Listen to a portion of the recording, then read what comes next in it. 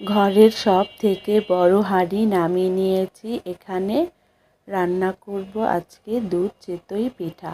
দুধ চিতই পিঠা রান্না করার জন্য এখানে আমি রসগুলো বানিয়ে নিচ্ছি। এখানে মিঠাই দিয়ে আর গোটা মশলা দিয়ে এখানে রান্না করে নিচ্ছি। চিতই পিঠা ভিজাবো, এজন্য রস তৈরি করছি। আর এখানে আমার বড় আপু বানাচ্ছে চিতই পিঠা। বড় আপু বানাচ্ছে চিতই পিঠা আর আমি রস তৈরি করে নিয়েছি। এখানে আজকে অনেকগুলো পিঠা তৈরি করব, তাই দুই বোন মিলে করছি। এই তো বড় আপু পিঠাগুলো বানাচ্ছে সুন্দর করে, সেটাই আপনাদের সাথে দেখাচ্ছি। অর্ধেকটা হয়ে গেছে, আরও অনেকগুলো রয়েছে করবে। আর এখানে সম্পূর্ণ পিঠা বানানো হওয়ার পর এখানে রসের মধ্যে